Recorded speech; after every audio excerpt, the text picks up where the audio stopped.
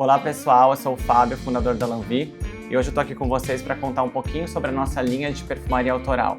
Para isso eu trouxe os 11 perfumes da linha, para criar esse arco-íris de cores, e poder mostrar um pouquinho e contar sobre o desenvolvimento dessa linha, que nasceu em 2018 e foi feito em conjunto com o Isaac e com a Fanny, de uma forma muito próxima. Nós lançamos 8 fragrâncias de uma vez. Um dos diferenciais da Lanvie é essa atitude que a gente tem com relação ao processo criativo, que é de criar de dentro para fora. Por isso que a gente se coloca muito como uma criação, uma perfumaria autoral.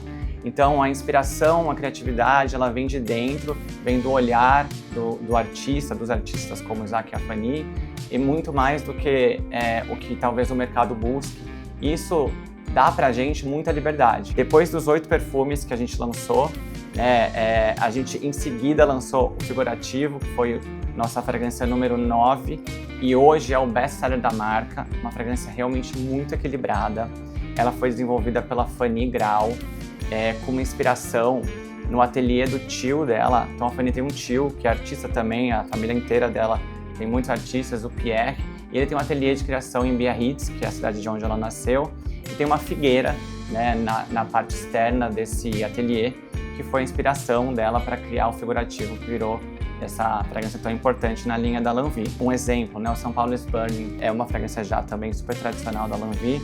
Ela é um tributo à noite de São Paulo, de um olhar do perfumista. Falando de uma outra fragrância que é muito clássica da linha Lanvie, que é a número 6, a ideia dela veio antes do nome. Algumas vezes a gente criava o nome, depois buscava a fragrância, ou seja, a inspiração vinha antes da fragrância, outras vezes a fragrância veio antes.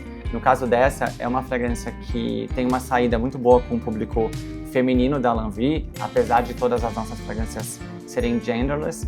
E o nome dela, não sei, bom, para quem é um pouquinho mais velho como eu, tem um filme que chama Jerry Maguire, tem uma cena maravilhosa do Jerry Maguire, que, enfim, ele volta, ele fala umas coisas para Reese Witherspoon e ela responde, "You had me a hello", ou seja, ele já tinha ela assim que ele voltou e falou oi. Então a gente pegou essa frase icônica e transformou numa representação do perfume. Então tem essa forma de criar e de trabalhar que é bastante leve e livre, né? E falando um pouco mais dos últimos perfumes da Lanvie que a gente lançou, os últimos 2 foram o Eau de Cologne e o Mango a Gogo.